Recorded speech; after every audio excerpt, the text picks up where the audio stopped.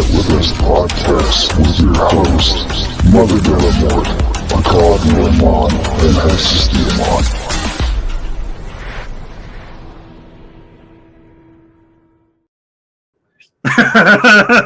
Hey. Where?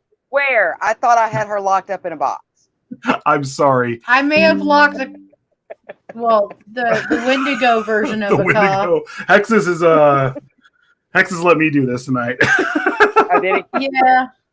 Well, here we are. Oh yeah, sorry. I am sending a few things out here. We finally got this together. We are on our third episode We tonight. finally did, yes. Yay! Yes. We are finally putting this out. Actually, you'll after tonight, the next couple days, you'll be able to get stuff on Spotify and stuff like that. Alicia! Hi. Hey, Sorry. Alicia. That is his niece. My niece. But Who's drunk this early? none of us. I haven't even had a sip yet, Bobby. Haven't drank yet, Bobby.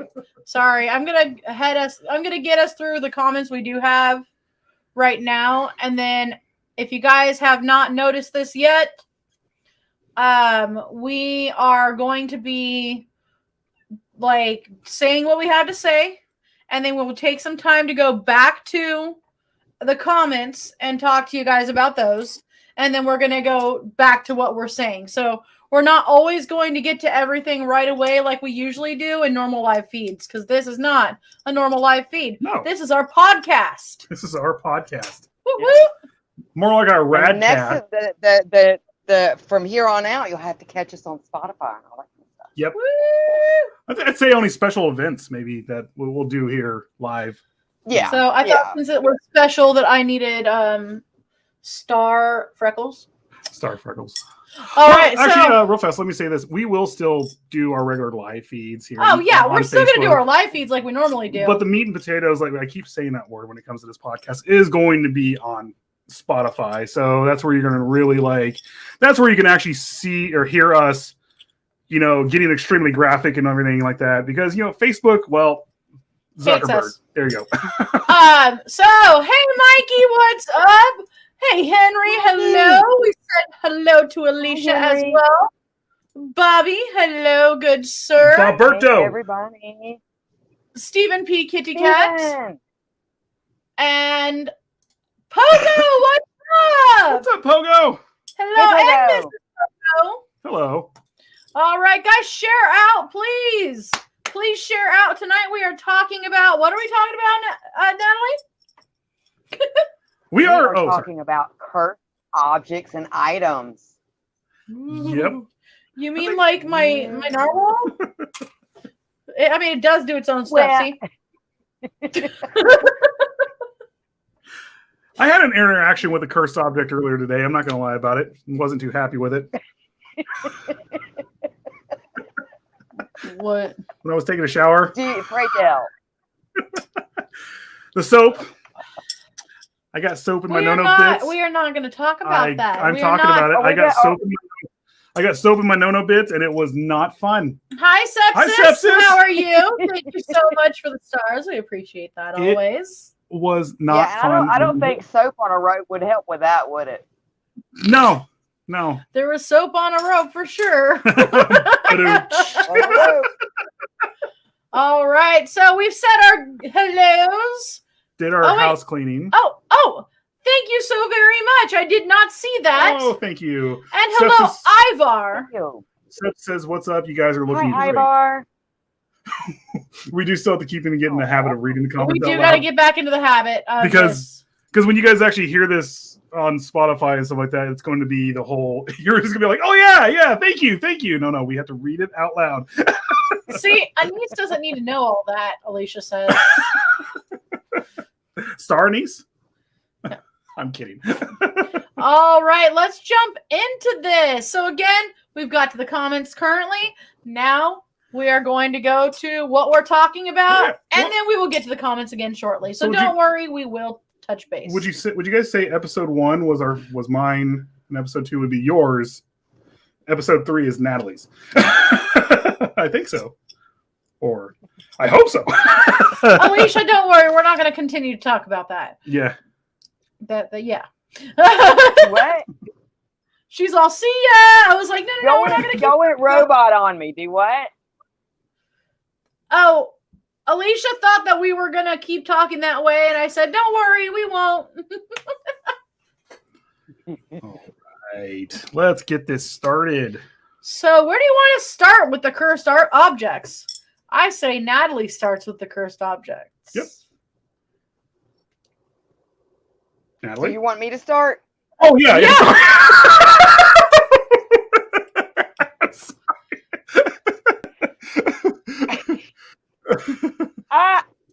I think I'm gonna have to go out and come back in. All I'm hearing is robot voices. Oh, no Okay. problem. Then you know what? We'll start. You know, where's my... Let me make sure it's not us on our Okay. side. We will You guys start then. I'll be right back. All right, no problem. So we were touching base on the Dybbuk box, rather. I always thought it was called Dybbuk. It says Dybbuk. Dybbuk? Yeah, Dybbuk. I think it's Dybbuk. Yeah, I could be wrong. It's a wine cabinet claimed to be haunted by a Dybbuk, which is a concept from Jewish mythology. The box gained notoriety when it was auctioned off. Sorry. It's not us. When it was auctioned off by its owner, Kevin Manis, who created a story featuring the Holocaust, some Holocaust survivors, and paranormal claims as part of his eBay item description. His story was the inspiration for the 2012 horror film, The Possession. So, in 2003, in Portland, Oregon, I'm going to have to make this a little smaller here. Oh! Let's do this. So, in 2003, in Portland, Oregon, writer and furniture refinishing business owner Kevin Manis purchased a cabinet from a yard sale of a local attorney and began developing a backstory. According to Manis, the carving in the box of it is my carving. The stone in the box is something that is a signature creation of mine as well. Make no mistake, I conceived the Dybbuk box. And the name, the term, the idea, and wrote the creative story around it and posted it on eBay. The auction description included a story claiming the cabinet was previously owned by a survivor from the Holocaust who was in Poland, who said it contained a malicious spirit called a Dybbuk, which is it's supposed to be a dislocated soul of a dead person, and it supposedly leaves the host's body once it's accomplished its goal. Sometimes after it's been exorcised, but usually what it does is it maims or kills its host. So the soul comes out of the body and then kills. It's a spirit that kills the host. Oh, it kills the host, and then just so it can actually take the spirit of and it leaves. No, it leaves. Okay. It's actually the soul of a dead person, and then it comes in and possesses somebody. Oh. Oftentimes it's seen as a demon and exorcised, but its intent is to kill the body that it possesses. Haha. So, Wow. yeah. And the box had paranormal powers and was responsible for the bad luck and nightmares. Subsequent owners retold Manis' story when reselling the item and amplified it with their own claims of strange phenomena. One owner, Jason Haxton, director of the Museum of Osteopathic Medicine in Kirksville, Missouri, launched a website that consolidated claims about the cabinet called the Dybbuk box, and reportedly received hundreds of thousands of hits and created what has been described as an internet legend. Hey. Hey, I'm going to finish this sentence. I had to come in on a different device. You sound better. You sound better. So, Okay, good. Haxton sold the rights to the story to a Hollywood production company. The subsequent film, The Possession, was produced by none other than Sam Raimi and was released in 2012. Haxton later gave the cabinet to Zach Baggins to display in his museum. And in 2008, rapper Post Malone, 2018 rather, rapper Post Malone claimed a spate of bad luck that was caused by him coming in contact with this cabinet. So basically this cabinet is almost like a tulpa, that someone had a story, it already had a story with it. People came together, and the more and more the story went along, it became it's more a tulpa. alive. Yeah. It's totally a tulpa. Oh yeah, I would definitely say it is. Because, I mean, the guy even admitted, hey, I totally made this shit up. And sold the rights to his crazy awesome story to Sam Raimi. And Sam Raimi made a really cool movie about it. But the problem is now more and more people that have owned it after this guy, Kevin, sold it.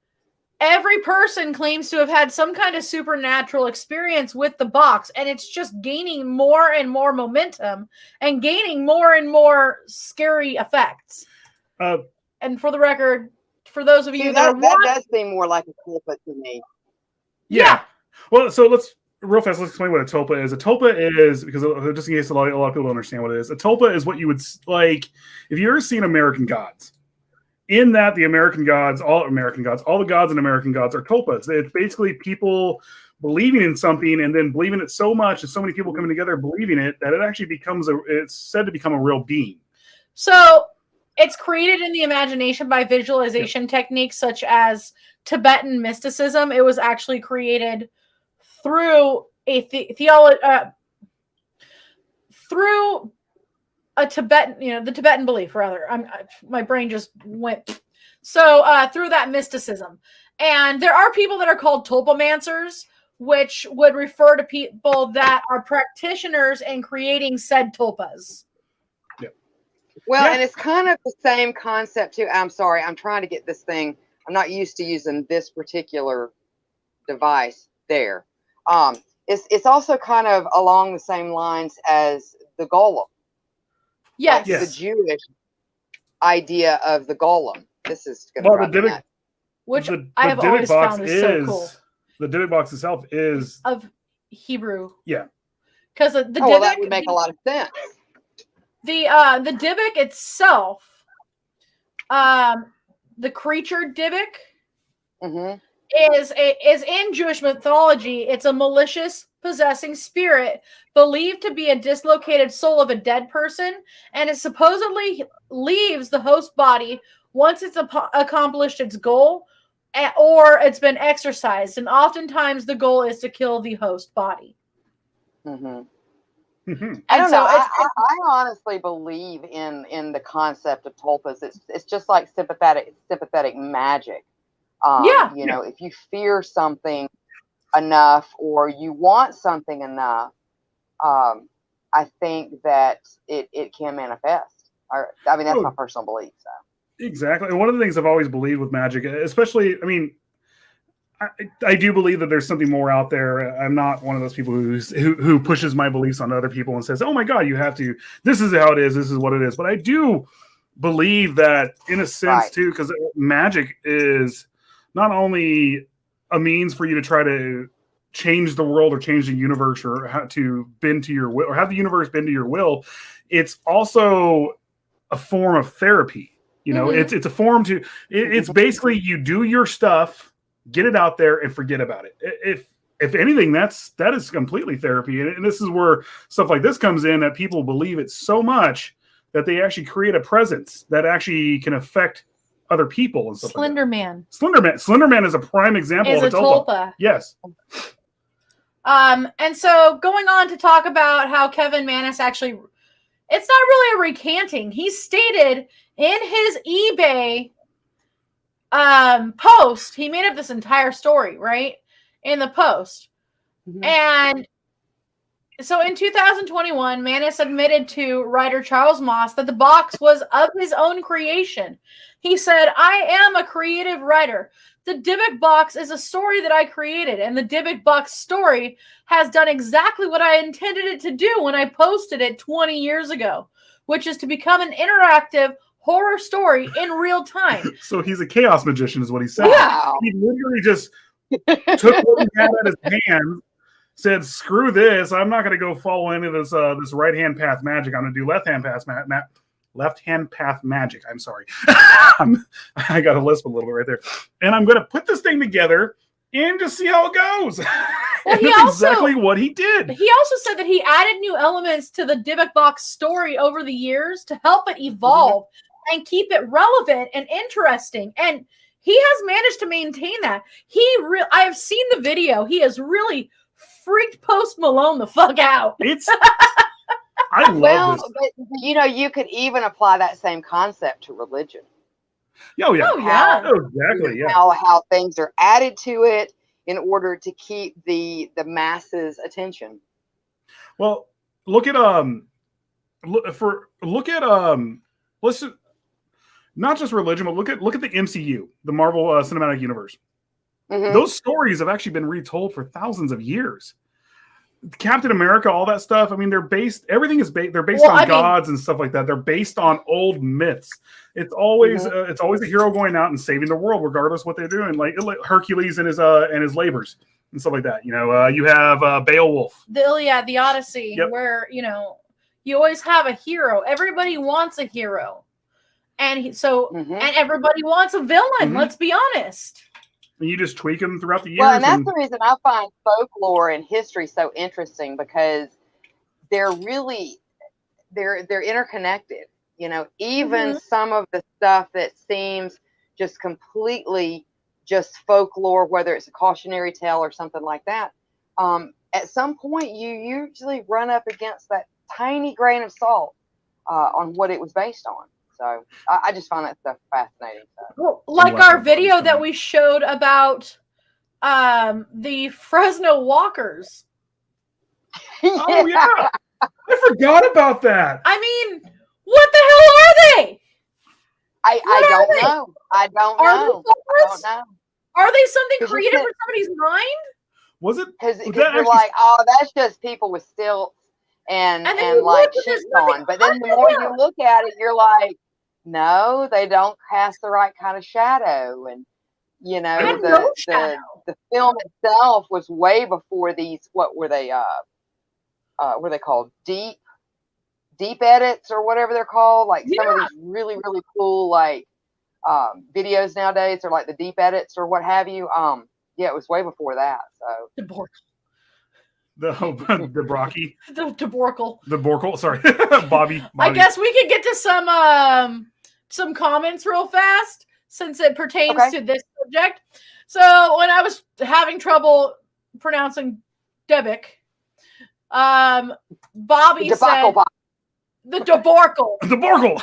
The Deborkle. I think I like Deborkle better. Yep, I like Deborkle. Yep. We might have to get ourselves into a Deborkle, but That sounds like you made a mess of something. God, what a Deborkle. This is just a Deborkle right now. God damn it. So Pogo says Mr. and Mrs. Pogo moved into a new house and it is haunted. We have had several occurrences with the 3 ghosts, all positive ones. And I want to touch base on that because I need to get back in your group since I made a few new pages. But I need to touch base with you because I was really having fun following what you guys were doing. And yeah. You know what's funny? There's another story I do remember of it was from Unsolved Mysteries, and I wonder if Mikey has actually seen this because I'm sure he has. Mikey's huge into Unsolved Mysteries. But there was I remember watching when I was a kid. It was a story about a haunted house, and the guy was upstairs taking a shower. Well, sorry. He was just having a bowel movement of all bowel movements, and out of nowhere got a hand job. No. Oh God. This is the best ghost story ever. The ghost was in the Blumpkins. No, he was sitting there taking a shower. He was standing there taking a shower. Taking a shower. He was telling all the ghosts that you can't sit with me while I'm taking a shower. Your elbow was in my face. I had to put my hair up. Sorry. But he was taking a shower, and the ghost. It was a ghost, and it started. Well, like we just said, giving him a hand job, and then all of a sudden he started getting aroused, and he felt like he was inside of a girl, but there was no one there.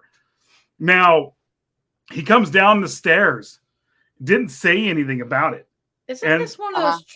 This was straight up on Unsolved Mysteries. I remember. Are you this. sure? Because there was also a show at the same time that was like Truth or Fiction. Unless this is the Mandela Effect, it was Unsolved Mysteries. Because, okay, I swear to God, I'm going off on the side post. All right, so we've got to go back to what that word was. Debuckle? What was Deborkle! Debuckle. That sounds exactly what happened to that man. Quite a deborkle. Well, later on, later on that week, his wife came in there and started taking a shower too, and it was the same thing, except for she had a dick. No, she just felt like she was being fooled around with by someone. And then all of a sudden they came back down and they're having this weird look on her face. And then the parents come around the corner because it was their parents' house. They were visiting. And the parents said, the father, I think, said, so you had a shower in the upstairs bathroom, didn't you? It was one of those weird things. That kind of reminds me. Now, wasn't there, and I want to go back to Pogo's post here in just a minute, because I have all kinds of questions when things like this, when people are doing this kind of stuff, because I'm like, stone tape theory, what kind of rocks are under your house? Is there a moving water nearby? But the entity, do you remember that movie from, I think it was the early 80s? Vaguely. Based on a true haunting where she was basically molested over and over again. Oh, wow. I vaguely do remember that one. I haven't seen it in forever. I do remember, I remember the name. But it was more like a malevolent type thing. It was straight up Unsolved Mysteries, and it was benevolent. It was nice. It was just very sexual. Horny. They actually did do. They went back. Legends of the Horny Ghost. They went back and looked at who lived there prior, and I think they found out it was like a cancer patient, and she ended up dying in the house, is what it was, or something along those lines. So she needed to get some. She needed to get some. So let's go into some more comments here. Hey, Kukui! Mikey. Shelby says, hey, bro and sis. Hey. And Shelby also said hi to Natalie. And also says, hello, Natalie. It was on there somewhere. I saw it, but. Well, I missed it. Oh, that's fine. Pogo says shared. So Pogo, seriously, stone tape theory. Do you have a lot of quartz or limestone or under your house or around your house? We got to pick your brain, Pogo. We got to find this out. Because I want to see some of your videos. I've been looking at some of your videos when I was still in the group. I'm not sure if I'm still in, so I need to jump back into your group. But yeah, how rude. Bobby says. All right. Yep. Bobby said he thought about Entity. Yep. Mm-hmm. And Bobby here is definitely a horror film buff. Yeah, he is the one who I definitely think Bobby could give Stephen P. Kitty Cat a run for his money. I was about to say that, and I didn't want to be rude, but I would love to have Bobby and Stephen P. Kitty Cat just go off talking about horror movies. Oh, I thought you said. Oh, that would be fun. Yeah, bump up uglies. This is gonna happen. Sorry, Bobby. And Henry, I will get back to your comment because it's something I am going to touch base on later on in this feed. And let's see. And Pogo also said that he watched a documentary on Mothman last night that was pretty interesting. That's actually something else we can get into too, because the Mothman, people have had interactions with the Mothman. The one weird thing they always have is pink eye from seeing the lights and stuff like that. They were saying it was actually from the irritation, or it could be possibly from the radiation or something like that. And they all get pink eye from the Mothman. Hey, Jackal Demon. Bobby says that you beat him to the Blumpkin joke. No, there are different types of pink eye. Now, what if the Mothman is like a monkey and he's actually throwing shit at you and you got it in your eye? And that's how you got pink eye. Radioactive Mothman pink eye. It's just the Mothman farting on your pillow. But, okay, so I do have to say, have you guys seen Hellier yet? I think it was on either Netflix or Prime, one of those two. And it was really interesting because it was kind of a docu-style show. with the not found footage, but the where they're carrying the camera around. I call it found footage type, effect. And the way they linked the Mothman and the Hopkinsville goblins together was super interesting. And a lot of the underground caverns with Mammoth Caves, which runs all up and down that area through like Missouri and all up around in there. So Pogo says that's ghosting on a whole new level. But also his answer to you, Pogo says, we live in a snowtown in the... No, Snowtown is a town. We live in Snowtown in the Flinders Ranges, and there's huge deposits of quartz throughout there. Oh, wow. So it actually... We need to do something on stone tape theory sometime. Hey, Liko! Hi, Liko! I know I tagged so many people in the prior, and I was like, boom, boom, boom, boom, boom, boom. Everyone check it out. Bobby says challenge accepted. For Stephen P. Kitty Cat. Yep. Stephen P. Kitty Cat. Here you go. And also, Pogo does say that the house is about 115 years old. Would a house count as a cursed object? A house can count as a cursed object. It is an object. I mean, yeah. So technically, Pogo lives in a cursed object right now. I mean, depends rather. I mean, he said they're all good though, so not cursed. So yeah. Well, I mean, his wouldn't be a curse, and some houses are like a Dybbuk box. Mm-hmm. Basically, the square houses, those are like Dybbuk boxes. Well, let me bring this up real fast. Do you think the Amityville Horror House is actually more like a Dybbuk box? Because I think it's more of a tulpa. Well, that's what I'm saying. Like, I'm sorry, I popped my jaw. Wow, it locked up right now. I think. Oh, sorry, no, because it's. A lot of people were. I mean, a lot of people. The Myers who originally came up with the story? They were basically saying it with even they kind of came out with like they're full of shit, But the mythology that's built up around that house now, and even though they've had tenants in there now for a long time, that they've said they've had no issues, but would it be, people coming in there like us or people who are so into the story of it, would they start having issues with it, with whatever spirits or whatever that's been invited into the house? You know what I mean? Well, yeah. I mean, I think going on both of what you guys are saying, I think that it could be a thought form of thinking, like a tulpa, that could in some way open some sort of door to something that's maybe never been human and has very malevolent intentions. Because there's some nasty stuff. There's some I mean, if you believe in that, if you believe in, kind of the spiritual space outside of our reality, there's some nasty stuff. I mean, I just pulled up something about it's time to set the record straight. The truth about the Amityville Horror.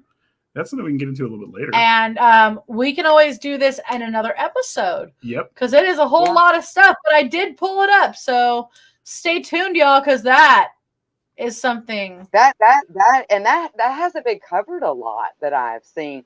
At least in the podcast I listen to. I know of one. I know one podcast that has covered it, and that's pretty much it. It's the one I always listen to. Last podcast and left. So yesterday he was listening to last podcast on the left, and it popped up while I was on the computer, and I found some Prince. Oh no, I was listening to Pantera. No, it was Pantera. I literally was listening to. I'm sorry, Pantera, and then I found. Maybe I'm just like my mother. I sent her a text. I was like, so apparently my Spotify is being haunted or possessed by the ghost of Prince right now. And then I sent him. My ear is being haunted by the spider Hank. I do not have a spider in my ear. I did not have a spider in my ear. I have an ear canal infection from like what was it? He said swimmer's ear. The spider is hiding behind your spine right now. It went in. He put in there. There's no spiders, I promise. All right. So let's get to the next one. Let's get to the next one. Which one do we want to do next? Do you want to do Natalie? Oh, I know one. All right, if this is the one I'm thinking of, this is the one I was actually thinking of when you brought it up to me. Like it popped in my head as this one. I think this one. You want me to go ahead and do this one? Okay.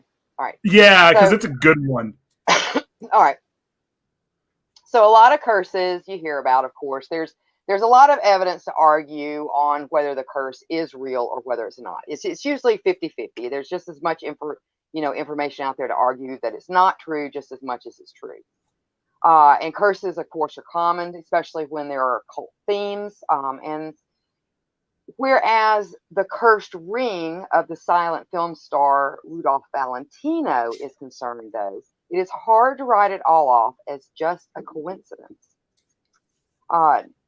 None is more macabre than that of the tiger's eye ring of Rudolph Valentino, better known as the Ring of Destiny. And why do I think of Thanos? I was thinking of Jack Black with the Pick of Destiny. I was thinking of the Green Lantern. The Green Lantern. Yeah. And actually, it's a beautiful ring. You can go online and you can see pictures of it. I don't think anybody. Oh, sorry. No, go ahead. What is it called again? Rudolph Valentino's. The Ring of Destiny. I want to say. Well, I think we're going to get to this. I'm jumping ahead. I'm sorry. we'll get to that at the end of the story. Simmer down, Frank. Simmer down. Oh, wow. So the tiger's eye is a golden brown quartz crystal, for anybody that doesn't know what a tiger's eye is, whose vibrant sheen comes from alternating bands of inclusions. So it looks like it has a lot of stripes and stuff. It looks kind of like a cat's eye, sort of. Mm-hmm. Were you going to say something, Frank? No, I was agreeing with you. I'm sorry. We found a picture of it. Okay. So one such crystal, polished and set into a man's ring, caught the eye of the famed actor Rudolph Valentino. And of course, like I said, he was a silent screen star, and he was also the first international male sex symbol. Now, known simply as, that's it right there. Known simply as the Latin lover, the Italian-born American was at his height of his fame when he bought his infamous ring at a shop in San Francisco. Despite the warnings from the shopkeeper, who told the actor that the ring's previous owners had all met misfortune. Now, I know there's some people out there going, "Oh, pish posh, this is just another one of those stories." But there's a lot of bad stuff that kind of ran along with this ring. So, undetermined, Valentino wore the ring through the filming of The Young Raja, which turned out to be his one and only box office flop. Mm-hmm. It seemed common sense got the better of him for a time, and Valentino put the ring away, only to take it out again for the premiere of his next film, The Son of the Sheik. Now, a few weeks after the movie opened, Valentino collapsed outside of his New York apartment and was rushed to the hospital.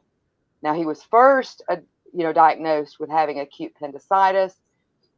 He had a couple of misdiagnoses, and I think that's one of the reasons why his problem got to the point to where it was really, really bad.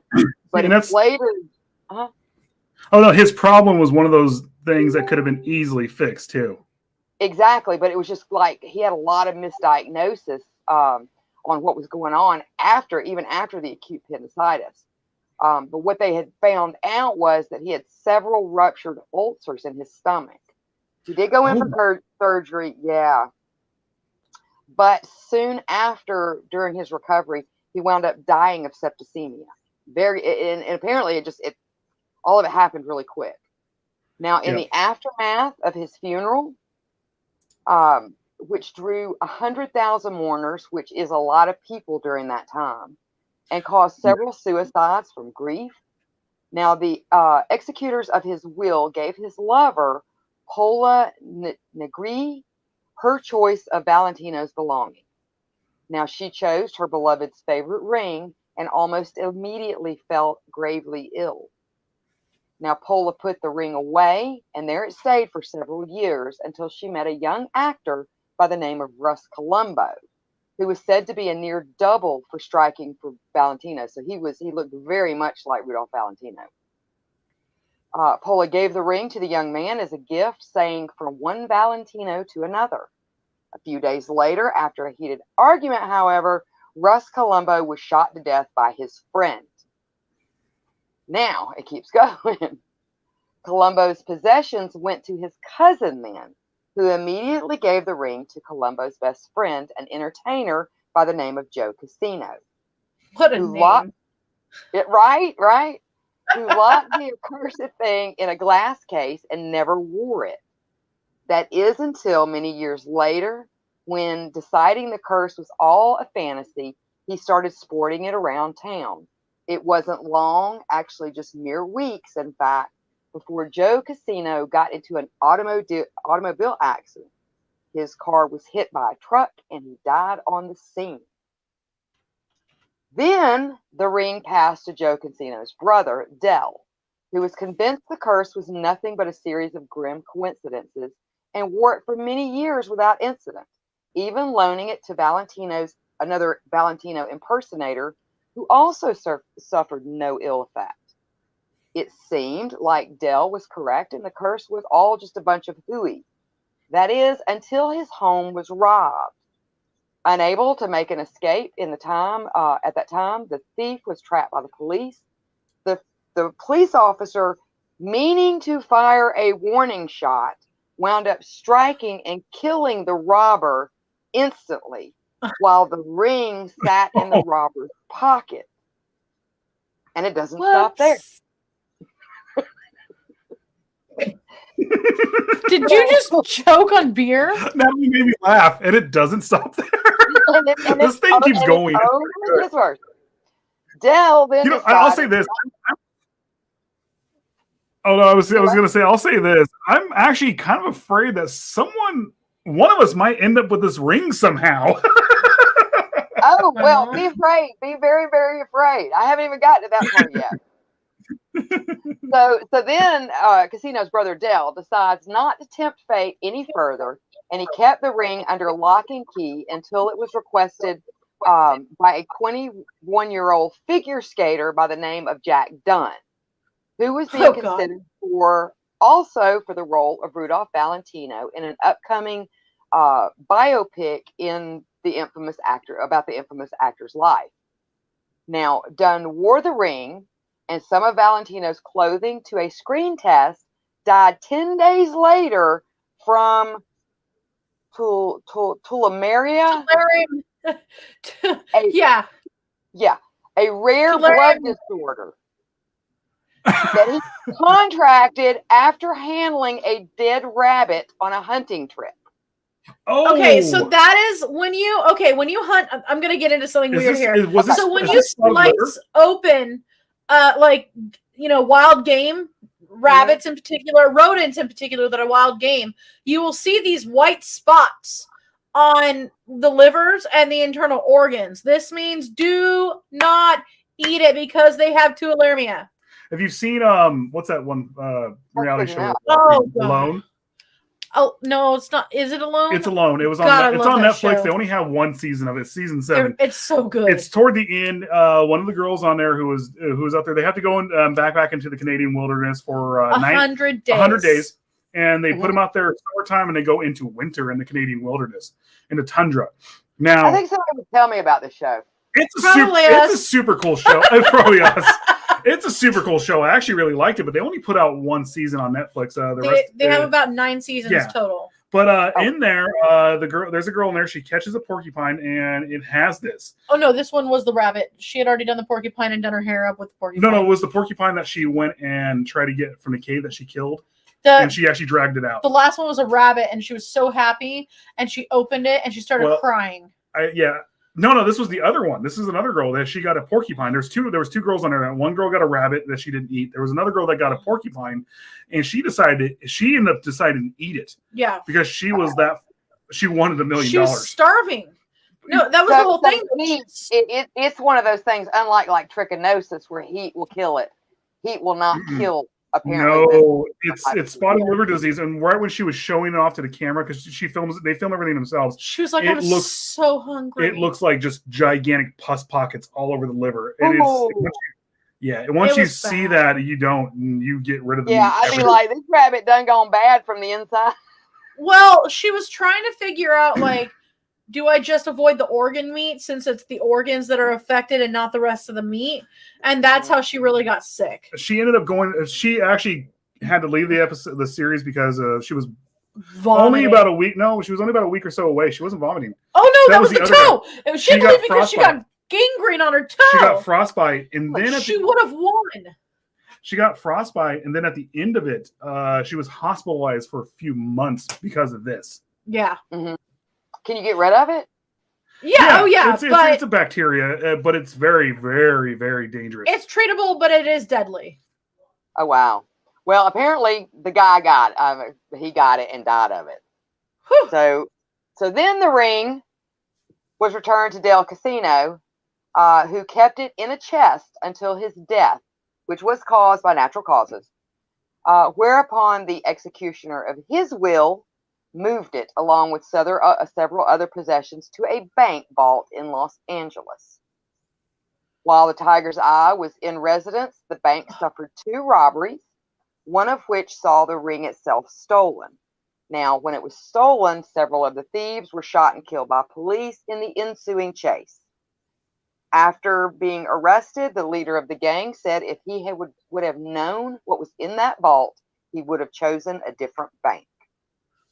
Because apparently this cursed ring was like, everybody knew about it, and then it just kind of fell into obscurity. Well, there's a lot of rumors that I know you've never been to Hollywood, but when you finally come over here to visit us, we'll take you to Hollywood. There is so many like stories, myths about certain areas. It's a really, really neat place. I mean, you get there and there's this air of murder. Well, I like history, especially dark history. So that would be right at my house. When you come out here, we'll go to the Museum of Death. Yes. So then, after it was taken to the bank, and after the bank robbers were shot, the ring was returned to the vault. The bank then suffered a cashier strike and then a fire in which the ring disappeared. Its current whereabouts unknown, as is the origins of its curse. So they don't really know anything about before, and they don't know where it's at now. Well, it's probably deep in the mines of Appalachia right now. Right.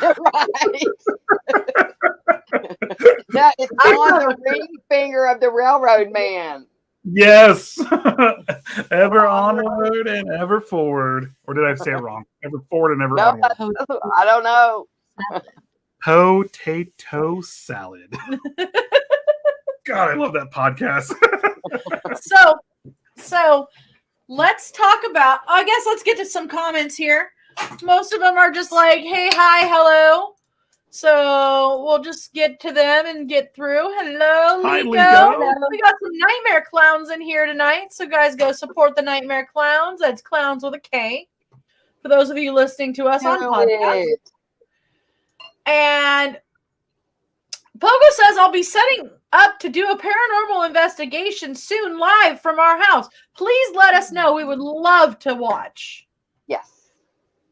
Calvin says, I had a spirit stay with me for a few years. I hope you charged him rent, Calvin. I'm kidding. I'm sorry. Eat everything out of the refrigerator. Was it a teenager? Because they'll eat everything out of the refrigerator. It might have been the Fae. It might have been a leprechaun staying in your house. Chloricon, there you go. Chloricons are the ones that drink all the beer. And you have to feed them. If you feed them, they're happy with you. If you get them drunk, they're happy with you. Feed them potato salad. Potato salad.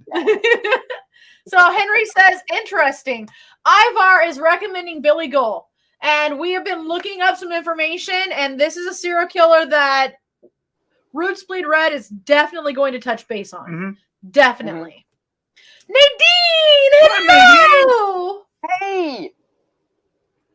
And Mikey says, creepy. Ooh, creepy. Ay, Dios míos. Crusher Corpse, hey! Hey, Crusher Corpse. Cursed Ring, nice but scary, absolutely. So I think we're going to touch base now on a really infamous one, but especially infamous in. Well, let's give a backstory here first. I actually took Liz. Okay. In Los Angeles in California. Let me finish my sentence. Thank you. Now go ahead. I took Liz when we first got together. The first week we got together. So the second to the last spot of James Dean's death is the Monte Carlo bar, and it is still up. It's still running. It is about 5 miles south of my house right now. And then we were heading over to her aunt's house, who lived in Santa Cruz, right? Yes. Yeah, or San Jose. Well, we were San Jose, Santa Cruz. And we were heading there. Your aunt. I was about to say your cousin. My grandma. Yeah, and your grandmother at the time. Ay, Dios mío. I was like, we were driving by. I was like, have you ever been to Blackwell's Corner? And she goes, no. I was like, that's the actual James Dean's last spot. Stop. And I was like, we went in there, and I was like, go look at that counter right there. They still have the luncheonette counter, everything ready, and they have a dummy of him with his clothes on right there. And I hugged him. Yeah, we got a picture of him. But I thought you were going to say they still set out a plate for him or something. I was about to go. I used to have these posters on my wall in high school. I loved James Dean. I still do. You know, everything I've read on him, he was kind of a tortured soul, though. He was. Well, how many movies? He only did 3 movies, but he was going 4. Is it 4? He was. If this didn't happen to him, he was going to keep going. He was going to be one of those stars. Okay. But we when I first went there, the first time I ever stopped off there at that spot, I just it was probably about like 11 o'clock at night, and I'm heading back here. And I'm just looking at this guy. I was like, why is this guy sitting at the luncheonette by himself? They're not open. And I'm like, what? He's not moving. How does he stay so still? How they have him sitting there is like this. And it's all you see is his back. And it's just, he's sitting there like James Dean. And I'm like, why is this guy sitting here? I walk up to it and I go, it just dawned on me. I was like, I'm at James Dean's last spot. Stop. And like, I keep saying last spot. His last spot is actually up the road. He took me to his second to the last, and then he took me to the last location he was at, and then he took me to his last real. So the 46, the 46 that's highway. Only, 30 minutes from there? It's not that far. No, it's from here. It's about an hour. It's about an hour away. But it's he must have did it in 30 minutes. Never mind. Oh, he was at Porsche. Oh yeah, he was heading to a race. Yeah, he was. Him and his mechanic were heading to a race. He wanted to open up. Are we going to talk about that? Is that what we're getting ready to talk about? We could be. Because I love that story. Well, I mean, it's sad, but I love that story. As we're heading to the 46, so the 46 changed its direction going up the hills right there because of James Dean's death. And as we're heading up there, I go, you see that tree down there? And she goes, yeah, because we're doing this during the day. Not like when I was doing it the night before. You can see the old road, and the trees, all of it's still there. The tree still has like a dent, but it's grown out. But you can still see like where like he didn't slam into the tree. What happened was the oncoming car slammed into him, but where he died was near the tree, and it's all still there. Part of it's broken down, is what I was trying to say. Oh, it's probably broken down from time. But so. Yes, we are going to talk about Little Bastard. So, great name for a car, honestly. Maybe not that. Wouldn't want that car. Well, yeah. The truth behind James Dean's cursed Porsche 500 Spider, aka Little Bastard. By the way, in 2006, Jerry Seinfeld's 1955 Porsche RS 550 Spider sold for $5,335,000 at auction and set a world price for Porsche. So, are we talking about that? Okay. I was like, I didn't get here to talk about Seinfeld. So, what's behind the car's appeal? It was the first Porsche vehicle built for racing. It had a successful career, earning the name the Giant Killer, and dominated its 1.5 liter class. It took on more powerful cars from Maserati, Ferrari, Aston Martin, Jaguar, or as the commercials say, Jaguar. It had a production run of 90 models, and only 80% of them still exist today. All models had a flat 4 engine, a hand formed bodywork.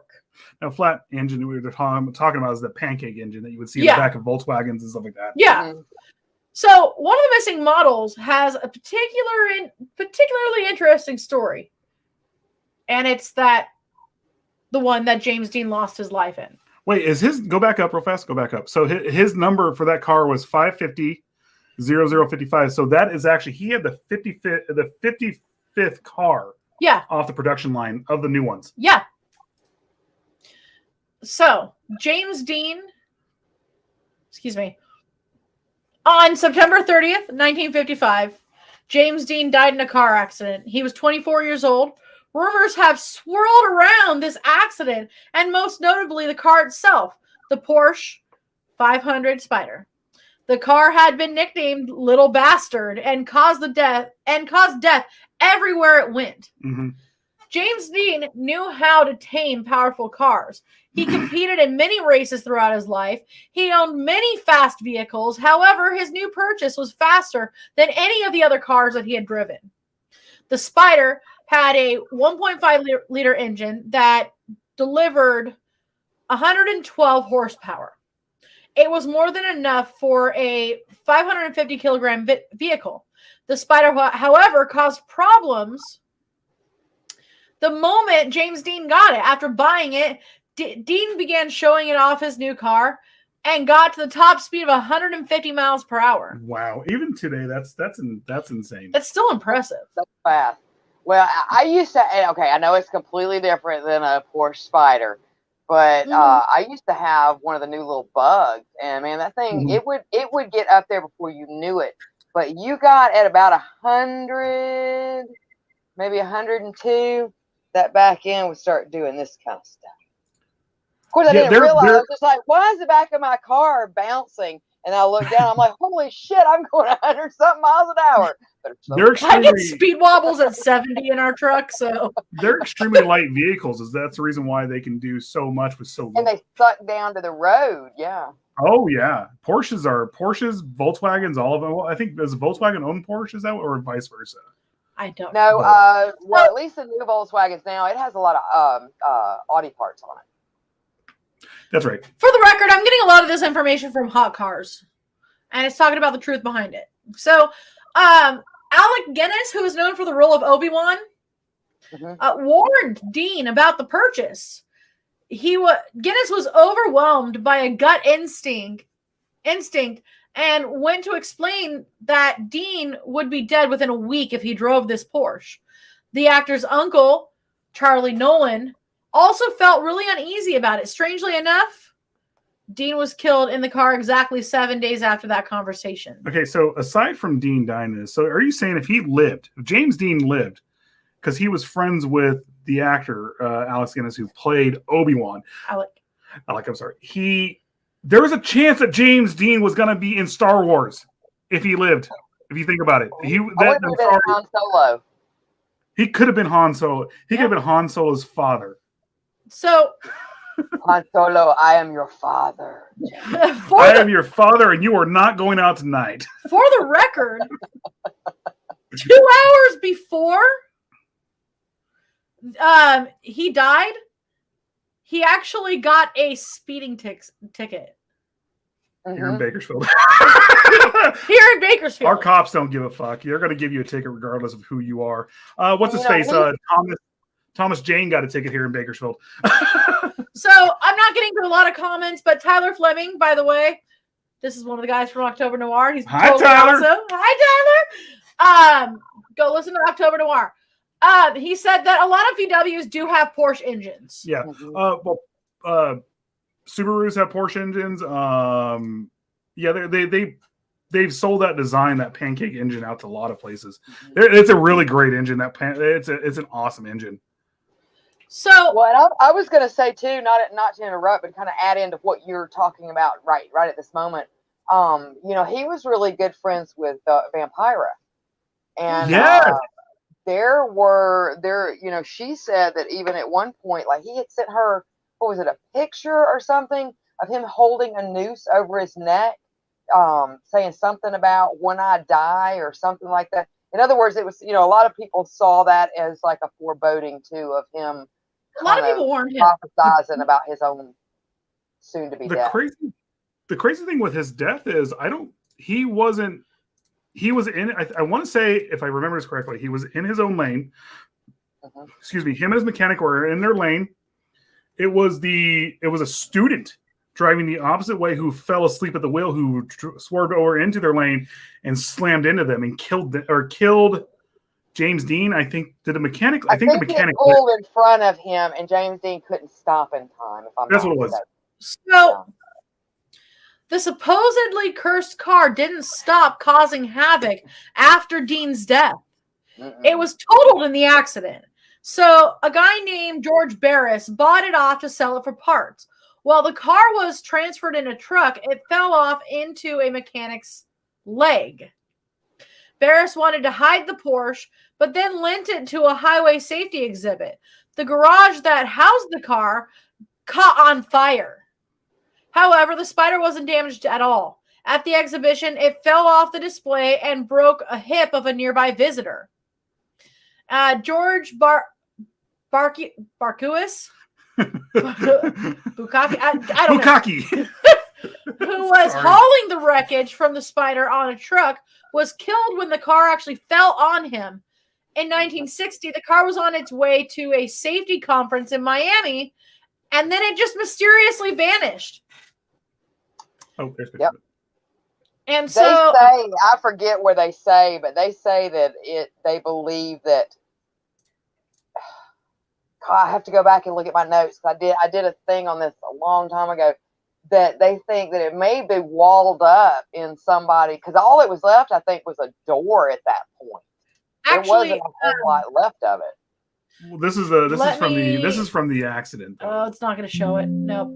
Nope, it won't pop up. It's not the right thing. People kept stealing parts off that wreck as it was going around. If you've ever seen the area where it happened, I'll send you later on pictures and stuff like that. It was a very open area, and it was actually parts. It's literally, at the time, it was a 2-lane road. It's westbound and eastbound, and it's just orchards. That's all there is. There's nothing out there. So when something like this collides out there too, like the wreckage all around there, it took a long time for them to get ambulances and stuff out there, if I'm not mistaken. Oh yeah, it takes a while, especially at the time. Then was it 50s or 60s when it happened? 19. It takes that area today, even to this day, there's no cell connection, nothing out there. They didn't have cell phones back then, but it's a very remote area. Yes, Ivar. If it's parted, Ivar says, if it is parted out, wouldn't the parts carry the curse? Yes. There are theories to that as well. Yep. So as we now know, Barris sent the Porsche on tours when it disappeared. No one had seen it until 2016, when Sean Riley, a Washington State resident, Ivar, said that he had a scar on his finger that bugged him. He couldn't remember how he got it, but his therapy revealed his memory. According to Riley, his father had brought him on a job. They met up with people who wanted a wrecked performance car. They got the Porsche 500 Spider. Riley said he cut his finger on the car. He has even passed a lie detector test. As it was discovered later, the Porsche did not legally belong to Barris. He transferred ownership rights to an insurer. According to Volvo Museum director Brian Grams, the Porsche is now hidden somewhere in Washington. So, if it is hidden away, who is its legal owner?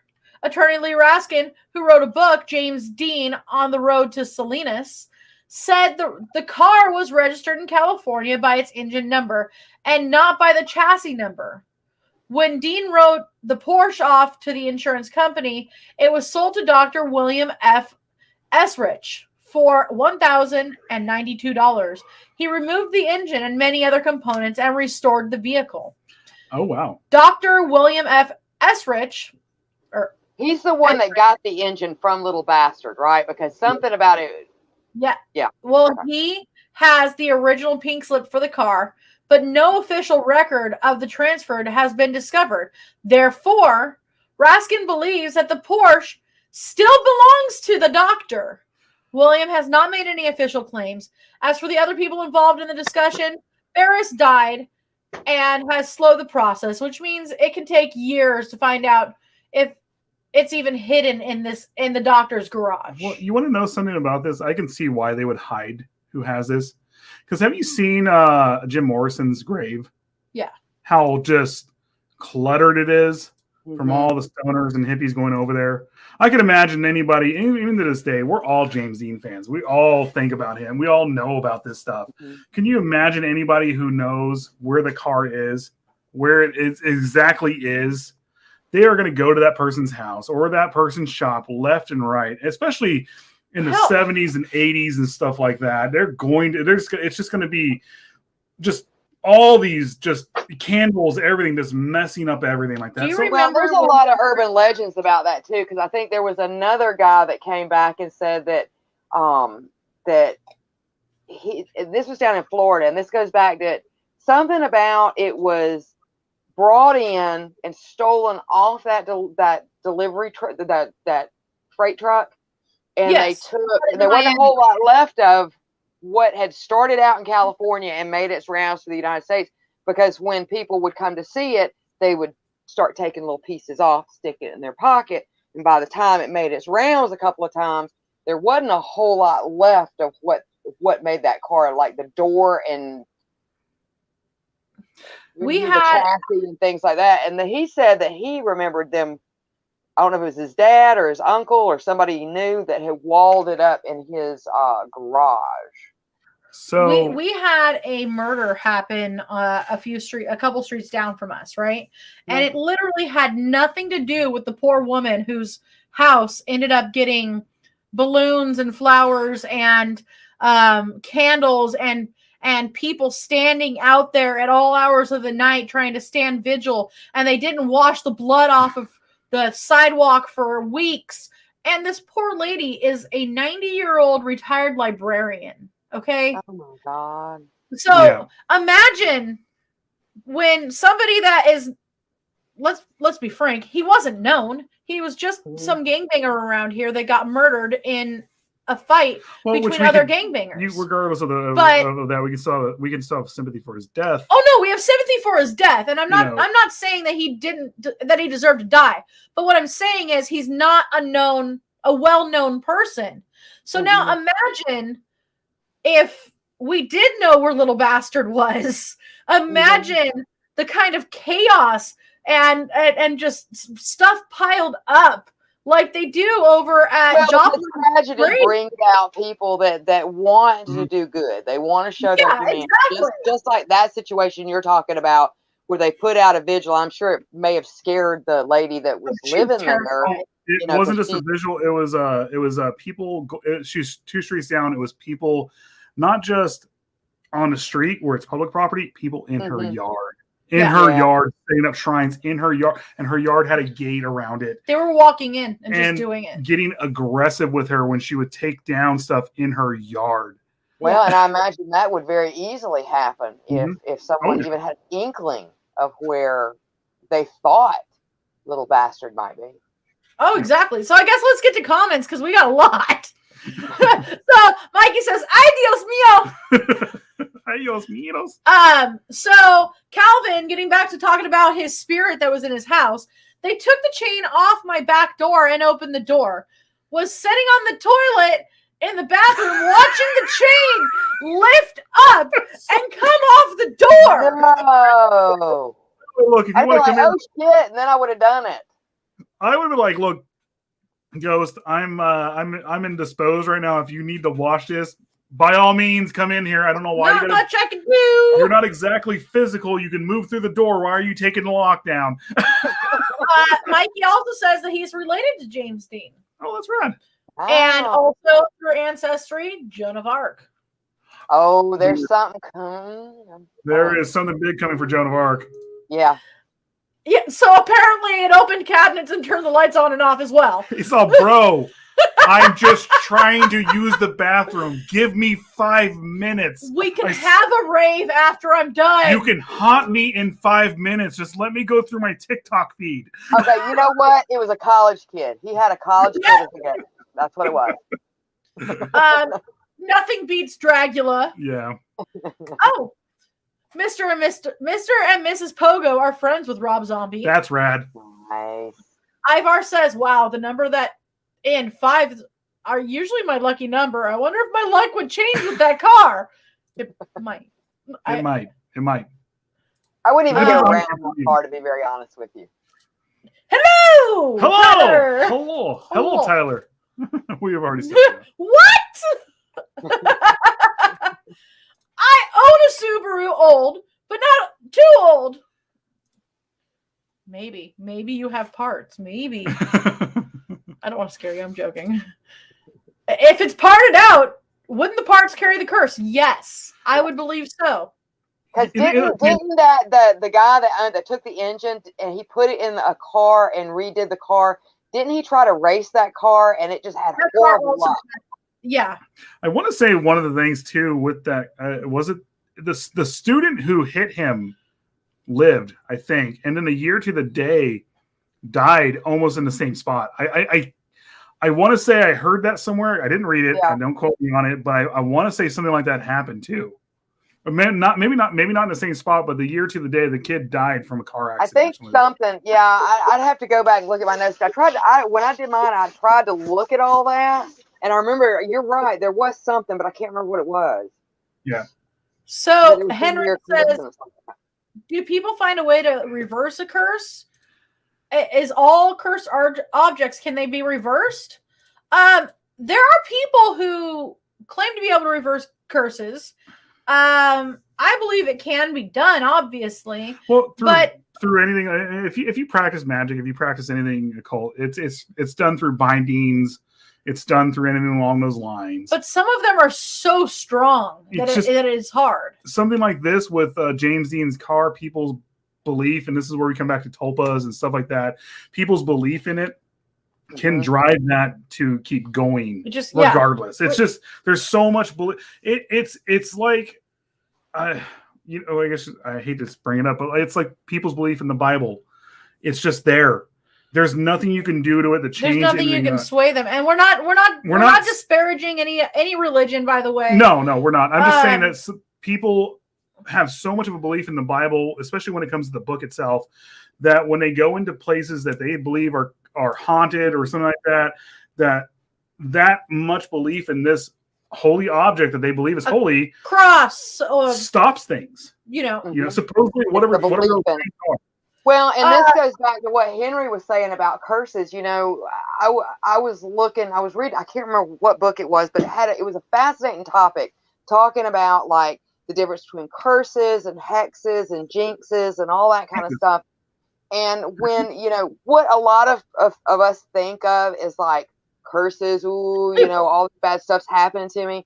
The way the book was talking about it, it could have very well been a jinx or a hex. That's, I think, what most people synonymously think of as a curse. Well, I can't have you talking about jinxes as Hex's little brother, okay? I have a jinx on the neck. Wait. But they were talking about curses, and actually curses, there's usually not a whole lot. If you look at historical curses, and they were looking at different places like in Europe and things like that, it's usually not like this big, mumbo jumbo over a pot, that kind of stuff. It's usually somebody being wrongly accused of something and basically being tortured in a manner that's going to cause a lot of emotion. And all they pretty much says is, "I curse this spot." To it. Yeah. And then you will rue the day. and then that curse itself, if anything bad happens, becomes its own tulpa, because the area will remember that and pass it down through generations of telling why a certain place is cursed or haunted or things like that. And that's the reason curses last so long. They can last generations and generations because of that tulpa mentality, that mentality of believing that it's still there. So Ivar says, "Where about in Washington?" It doesn't specify. We do not know. Hi, Raven. Also, so then Ivar says, so then not just the car, but the land too falls in the curse. That is possible. Well, okay, here's the thing with the 46. It is actually considered Blood Alley in California. It is one of the most the 46 is one of the most how do I say it? Deadly. Deadly. There you go. I was about to say Deathly Hollows. I don't know why that popped in my head. It is one of the most deadliest highways in the Mischief Managed. It is one of the most deadliest highways in the United States. There is a lot of death on there, and it's one of those places where even during the daylight, you're like, I don't understand why I have to have daylight headlights on right now, but people don't see you coming, and they just like to, even if they're like, say, 1,000 feet ahead of you, oncoming traffic, they still will try to get over and get around traffic, even though there's now some sort of almost optical illusion. It's weird. Something there is causing an optical illusion of some sort. I will say this every single time I drive through there, and I love it's called Lost. Actually, this is another thing. The area where he died is called Lost Hills. Lost Hills. Nadine has a cure for the curse. What does she say? Nadine says, put the car in reverse to reverse the curse. Ferris Bueller, right? Just put it in reverse and added miles. But it's called Lost Hills through there, and even going through there, it's so weird. You can watch your cell bars it just drop, and you can see a cell tower like half a mile away. You're like, what and it the just fuck? drops and goes away. And all of a sudden, everything comes back, and the minute you get over the ridge, because you start going to the hills, and then when you start going to the hill to the south. Because if you're heading west, you're heading to the left is the south. That's where you can see where James Dean died. Once you get over the hill, it's like a breath of fresh air. You can, no joke, you're still like 60 miles from the ocean, maybe 100 miles from the ocean, and you can smell the sea breeze. It's fresh. It's so weird right there. Like it's just like there's so much gravity and so much pressure right there that you can just feel it. If you're inclined to feel it. I wonder if it's like the vortex that's up in, is it Nebraska? It's I know what you're talking about, and it's very, for me, I can say from my experiences there, because I've been through there a lot. I've been through there drunk, stoned. I've heard people talk about how it just makes you feel funny. It does. We have a mystery spot in Santa Cruz too, where you get there and it is so weird. You literally can lean forward. And the gravity will just catch you. You can be walking and it's pushing down on you. When you're walking uphill, it feels like you're walking downhill. Yeah. Like weird. So that's the mystery spot. That's actually a pretty popular place. But it smells like poop and samosas. And there's a lot of people living down around that area too. That's also I'm not kidding. It smells like poop and samosas. The bathrooms, they sell samosas. The samosas are awesome. And the samosas were really good, but then I just couldn't get away from the smell of the bathroom. Yeah, I wouldn't want to drink samosas in the shithole of that area. Can you do the smooth criminal, Nadine said? Yes, actually, yes. One of the coolest things that I got to do was I climbed up on a wall, and they said, okay, now just lean back. And I was like, what? He said, let go and lean back. And I was like, okay. And I'm all, oh. That goes against everything in my being. It felt like I was standing straight up. Over in Lake Tahoe, they have another spot like that where Bonanza was filmed. Bonanza! And you go into the house, and there they have a house like that, and the way they made the floor, this is man-made though. The way they made the floor, you feel like you're leaning forward, and then the minute you get out of the house, you get out of the house and everything's like straight up and down like it's supposed to be. And you're like, it's just that is being in the place where it's like that is not disorienting. It's when you come out of it and you're like, I feel normal again. I don't feel right, Bo. So that is actually Pogo said there's a place here called Magnetic Hill where cars roll uphill. That was another thing. There is things roll uphill. Some of those places I think are for real, and some of those places are because there's a cemetery, and I want to say it's up in Tennessee or Kentucky or somewhere around in there, to where if you look at everything around that section of road, it looks like the road goes uphill.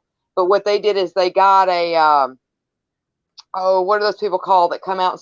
Surveyor. Got a surveyor to come out there and actually look at the road itself, and it actually was going down just a little bit, but everything around it made it look like it was going up. It was an optical illusion, and that's why cars would roll uphill in that one. But that's not the same as like what you're talking about. And like we actually the interesting part was you let a ball go and you think it's just gonna drop back towards you, and it went rolling up a hill, and I was just tripping out. And then they had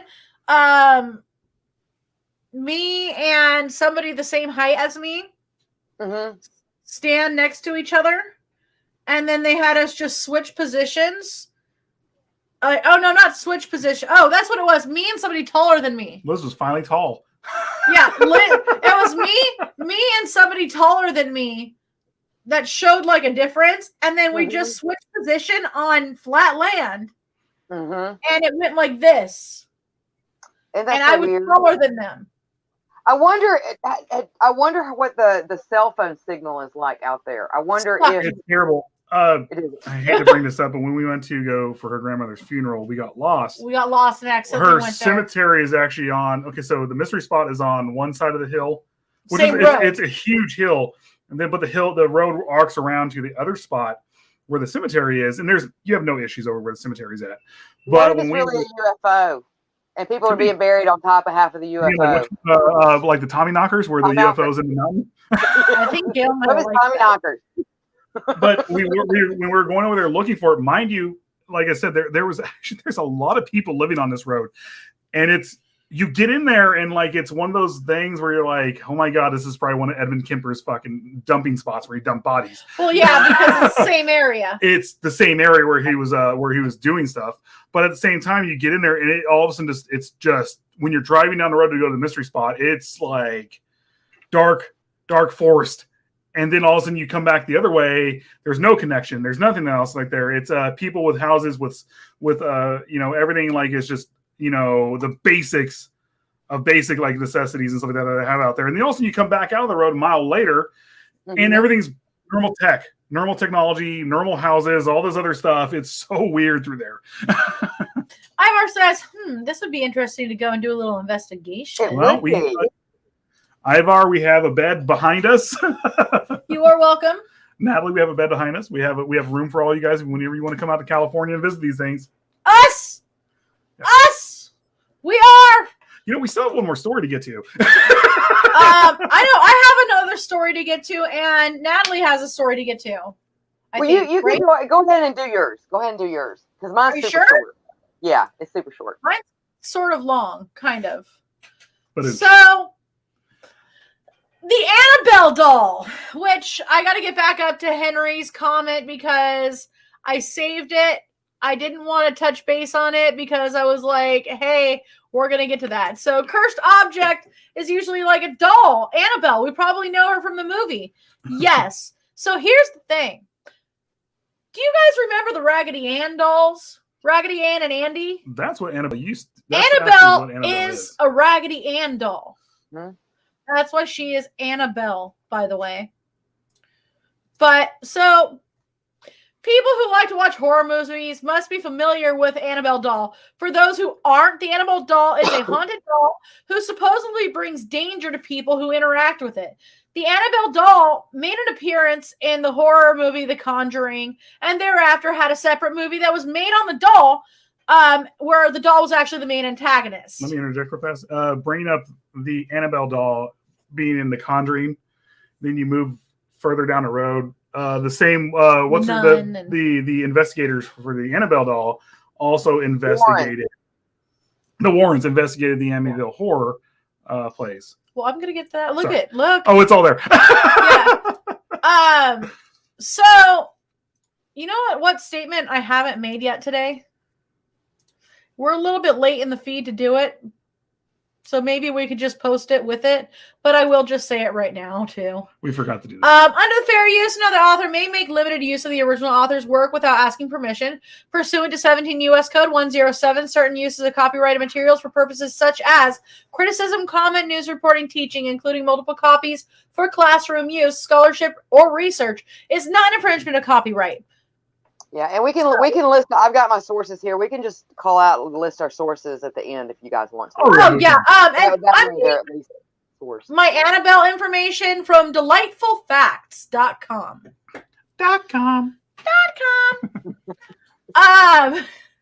So the movie, however, is fictional, but there is a real Annabelle doll that exists. Mm-hmm. The real life Annabelle doll is a Raggedy Ann doll. Unlike what's depicted in the movies with that weird drag queen makeup going on. Well, the reason and I say the cracked eyeball. Yeah. The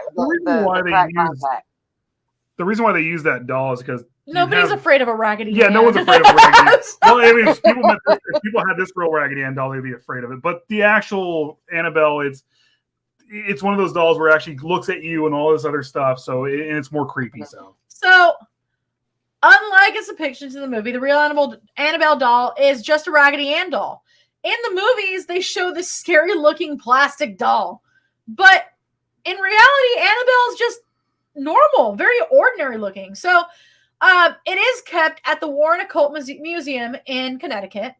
In the movies, the doll was shown as being encased in a glass chamber, but in reality, the doll is kept in the Warren Occult Museum inside a wooden chamber that warns people not to open it.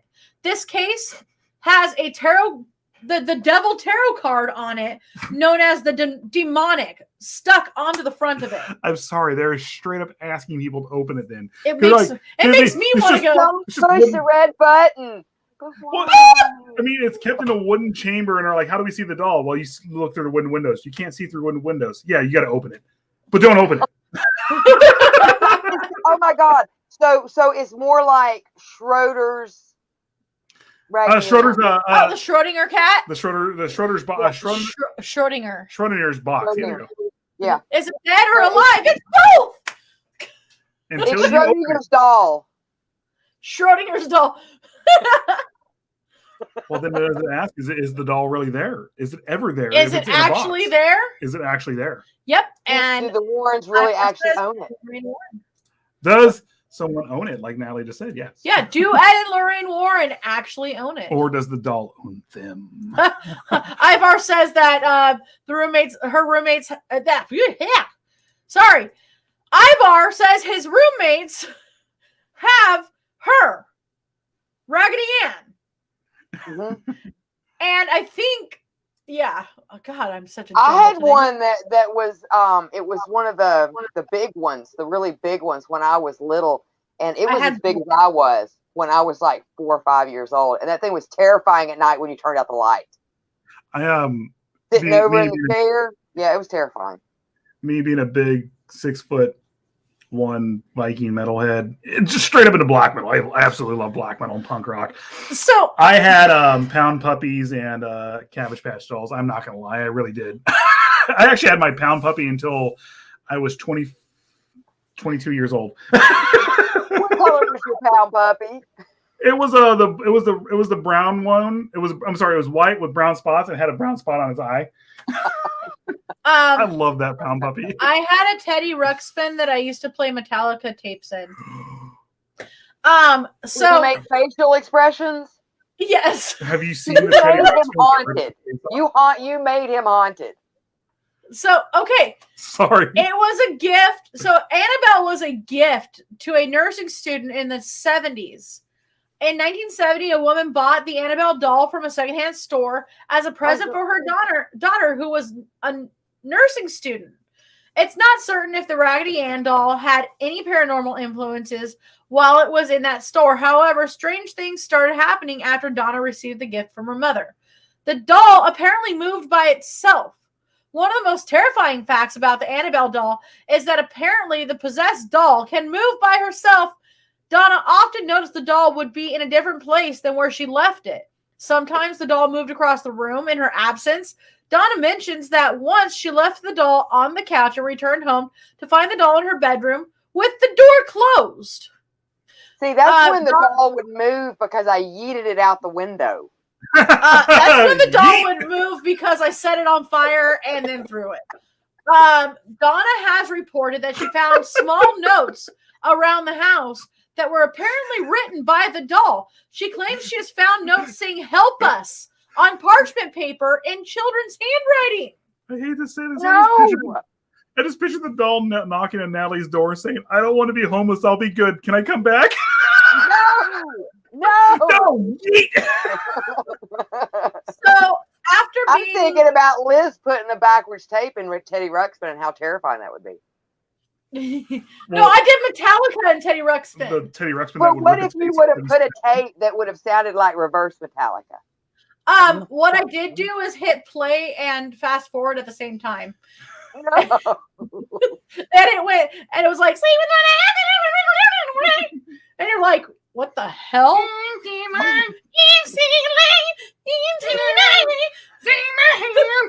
I used to have, I was an only child, so that was literally my main entertainment, was pushing play and fast forward at the same time on tapes that I recorded off of K-Rock. Like, I found was terrifying my brothers, so I would have had to do it slow and backwards.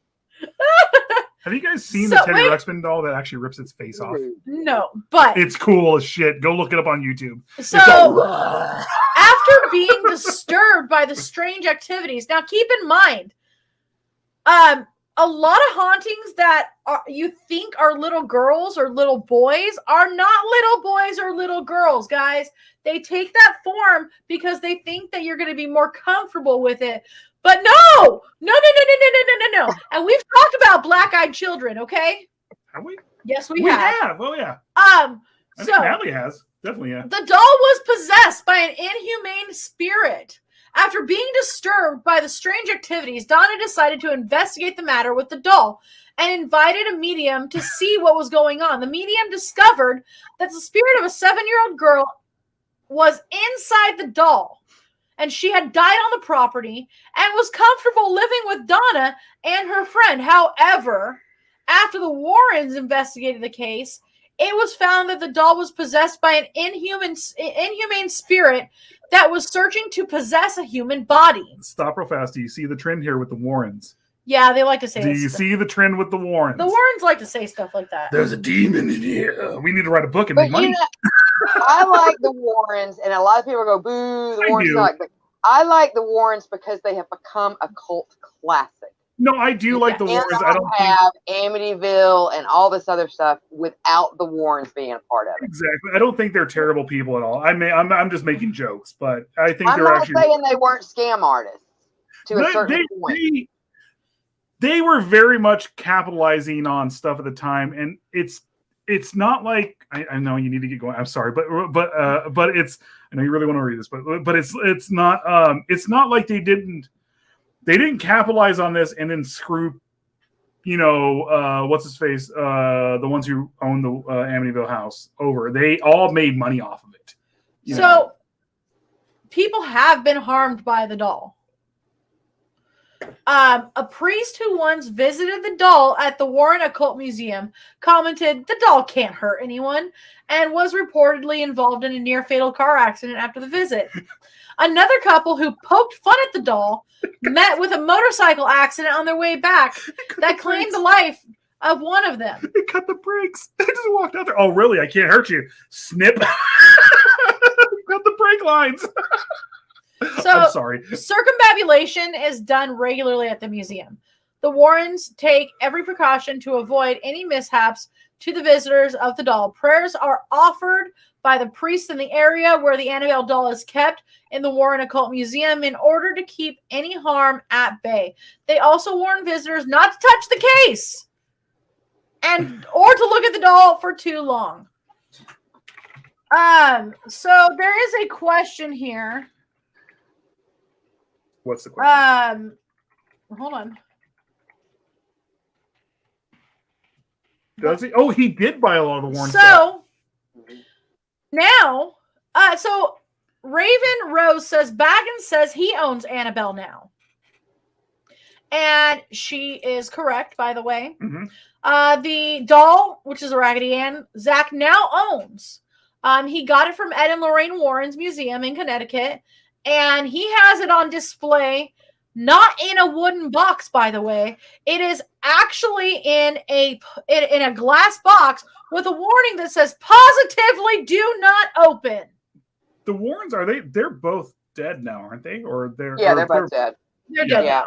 Miss Warren died just a few years ago. Yeah. It's I honestly I'll go back and say this again. I'm not trying to disrespect them. It's just there are some events there that actually kind of show where they were going, and it's just they knew what they were doing, and they created a lot of stories because of it, and they actually created a lot of stuff in pop fiction because of it. Well, and I think that too. When we were looking into the whole satanic panic thing, when we were getting into the Memphis 3, Father Malachi, as much as I love listening to him on Coast to Coast, he's an interesting man to listen to. A lot of that kind of came out with the Warrens and all that during that time period. It's when that whole satanic panic. The started. Exorcist movie was a big catalyst to push people.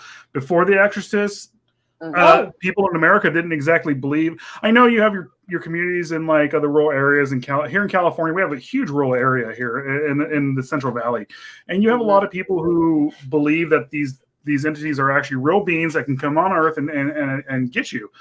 But especially after The Exorcist, everyone in America believed that Lucifer can literally show up, or Pazuzu, and possess you and do whatever they want with you. So a lot of that started there with like you said, the Warrens, and then like The Exorcist, and going from there. I've already said the Catholic Church too. This helped them a lot because during that time, the Catholic Church. Now, this is a theory. I'm not saying that this is true fact, but this is a theory that they kind of helped push it too, because a lot of people, the Catholic faith people were losing faith in it, basically. Well, not to go off on religion, because my mom herself is Catholic. She just converted about a few months ago, but she finished catechism a little bit. She finished all that, and she is baptized Catholic now. I hate to say it this way because a lot of Catholics are actually really good people, but fear fills the pews, and people are afraid. They want to make sure they're taken care of. People are afraid of dying. People are afraid of being sick. People are afraid of never seeing their loved ones again. Yeah, or being left alone. I mean, you can see that same behavior, that same fear mongering. Exactly. So, I've already said that the dolls that his roommates have, actually, they have Raggedy Ann and Andy. Also, he said that the voice, the entity, claimed to be Balthazar. Oh, I wanted to meet Beelzebub, though. I'm sorry. And of course, I just think of Charmed when I hear Balthazar. So that's who the entity was as well. Ivar, is that what you're saying? Okay. Yes, the entity itself was claiming to be Balthazar. Can you bring up Rob Yates' comment? Pound puppy? Yes, pound puppies. I love pound puppies. What's wrong with them? I had a pound puppy. I would still have that pound puppy, but I gave it to I think I gave it to my nephew or something like that a long time ago. Now he's going to be thinking about that pound puppy after this stream. He's going to be, I wish I'd have kept my pound puppy. Now I'm going to be going to Amazon and looking for a pound puppy. And it wasn't one of the small ones. It was one of the really big ones. It was awesome. I remember those. No, my brother had a smaller one. My mom and dad gave it to me for one Christmas, and like they thought I was gonna be like, oh, I'm gonna like just put on my bed and go play my Nintendo that they just bought me. No, I played my Nintendo for a minute, and then I went and had my pound puppy. I loved it. Ivar's got lost at Disneyland. Oh, I'm sorry. I used to have a Carrie fucking King shirt that I can't say what it says because then it insults a religion. But it got lost in Tucumcari, New Mexico, and I really didn't want to go back to that hotel because it looked like that hotel from that what was that horror movie? I want to say it was like 7. The horror movie. No, it wasn't 7. The horror movie where like it's all these people are staying in this creepy hotel, and then there's one killer out of all of them. And I'm not going to say that. You know what? Was that? I forget what the name of that was, but I know what you're talking about.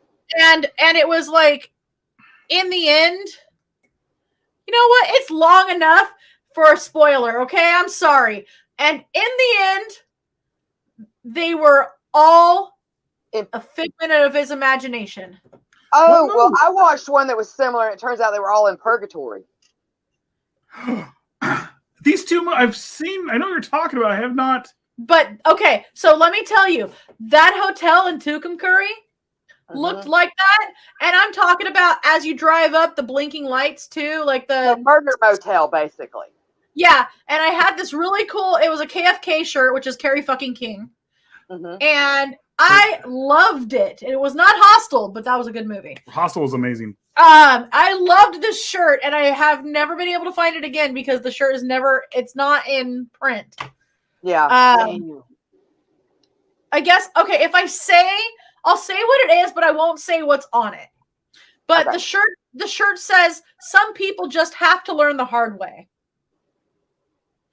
And I loved that shirt so much, but I will never find it again. All right. If I find it, I'll pay $100. We are over the hour and a half mark. Natalie has one more story. Natalie's got one more story, so we need to move forward. I thought we were going 2 hours. So. Were we going 2 hours? Oh, we are? Okay, cool. I'm down. I'm happy to go 5 hours if we need to. Okay. All right. So you may go with the last one then. That was it. Okay, fine. Let's go look through websites, and we're here for the long haul. You don't have to we'll be here all night. All right. So what I'm going to talk about tonight is called The Woman from Limb, or Limb. E-L-E-M-B. Limb. It's a weird L-E-M-B. Yeah, it's a weird spelling for limb. Yeah. Limb. All right, so the statue is also nicknamed the Goddess of Death because of all the deaths associated with it.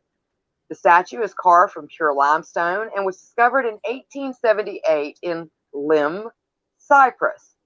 After investigating it, researchers found that this statue dated back to 3500 BC and is rumored to represent a goddess that was presumed an idol of fertility. Now, the first owner of the statue went by the name of Lord Elfnot. Elfnot? Is that right? E-L-P-H-O-N-T. Elfont. We found a picture of it. We're saving that, but where is it at, Lord? Elfont. Yeah. Okay. And a strange occurrence happened after Lord Elfont was in possession of the statue for over 6 years. All 7 members of his family died from mysterious causes, including Lord Elfont. There's a statue right here. Yeah. Now, the next 2 owners of the cursed statue, named Ivor Manchui and Lord Thompson Noel, unfortunately died while being in possession of the statue as well. The deaths of Ivor and Lord Thompson Noel include the deaths of their entire families after having the statue in their house for only a short time. It progressively gets weirder and stranger when a 4th person comes along and claims ownership of the cursed statue. Sir Alan Beverbrook had unfortunately died soon after claiming ownership of the cursed statue, and it has also claimed the lives of his wife and 2 of their daughters. Now, ironically, though, the 2 sons remained alive. They were not big believers of the powers the statue supposedly held, but after the strange and mysterious deaths of their 4 family members, they decided to donate the statue to the Royal Scottish Museum in Edinburgh. If you are looking to see the object and are close to the museum, you are in luck. This object is still in the museum to this day. But the tale of this cursed statue doesn't stop at Beverbrook. When the statue was first donated to the museum, the chief of the section where the statue sits suddenly died soon after. Workers of the museum refused to admit that the statue has supernatural powers and was the cause of death of the chief, but no one has touched the statue since the chief passed away. Have no fear, though. The object is surrounded by glass and is protected from human hands. Have no fear. The glass will protect you from the demons in the statue. Now, I will back this up. Now, I found 2 websites that stated that this is just a fertility statue and that none of this ever happened. But there are so many out there that state that it did happen. I mean, like probably 20 to 1.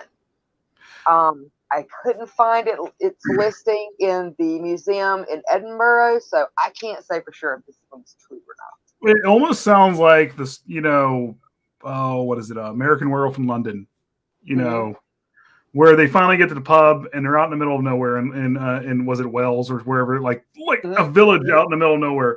And they're sitting there, everyone's having a good time. They start joking with them, with the Americans, and the American goes, "What's that pentagram up there?" And it was one of those things you were not supposed to talk about. And they're like, "You got to go now," because they brought it up. And it's like bringing the demon or bringing all the monsters into you. There could be something to this. I mean, like I said, there's different versions out there, but they're all relatively the same. But there were 1 or 2 that I found that said that this is all hoo-ha. And I can't confirm that it's at the Museum of Edinburgh. You bring up the fact that it was a fertility, or people were saying it's a fertility statue. When we brought up the picture, it's very much a fertility statue. Yeah, that's definitely a fertility statue. It's very much phallic. Then and phallic. And yeah. Oh yeah. But if you look at the statue too, you can very much tell it. Do you say it was wood earlier on, or is it? It was wood made from limestone. Oh, limestone. There you go. It has an angry face on the. I was gonna say it looks like a little angry, like I don't know, trolly looking. That is an angry vagina. That's an angry vagina. Give me children. Give me children now, or I will kill your family. My clock is running out. Wake up and the freaking statue is raping me. Oh my god! Ah! Well, there's only one way that statue can rape you. Throw up that picture. Man, I don't want to talk about this anymore. We're done. I'm kidding. All right then. So this has been our 3rd official podcast episode for You Can't Sit With Us. Well, speaking of which, of what we talked about, which one would we allow to sit with us? If it was me, if I were to take these objects and have have them laid out in front of me, I would take the ring of Valentino or Rudolph Valentino. I wouldn't wear it, nor would I have it in my house. But I would have it in a safe deposit box somewhere. Just to say I do own it, but I'm not wearing it. One of the things I actually wanted to mention about that ring, about Rudolph Valentino, really, is he was also mentioned an inspiration in American Horror Story Hotel. Oh, was he? Yes. So he was one of the actors, and they actually some of the movies that you mentioned, they showed them filming.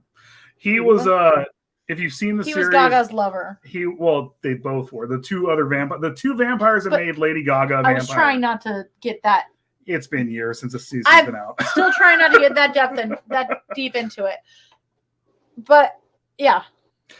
Which one would you say? Well, his is one of the famous ghosts in Hollywood too, though, isn't it? Mm-hmm. He was very much. I want to say he was very. I know he kept up appearances. I know, like a lot of the men at the time, because being outed as homosexual or whatnot, was very bad. But I want to say he was very flamboyantly bisexual or something along those lines. He did have his girlfriends or wife or whatever it was, but what was the other actor who was Rock Hudson, very gay, but kept up appearances, and you didn't know until after he died that he didn't like women or didn't like women in that way. I'm sorry, I apologize. Yeah, no, I know what you mean. So which one would you sit with, Natalie? Which one would you have? I think I would have to vote on the ring too. I would just admire it from a distance, a very, very far distance with a pair of binoculars. Because it seemed harmless as long as you didn't put it on. As long as you didn't put it on, and then you can go for Or years if you're a bank.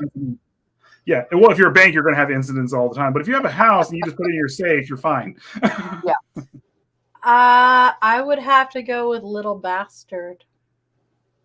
Maybe a mirror. Ooh, That'd be cool. You're taking chances, aren't you? I mean, because that thing like falls on people.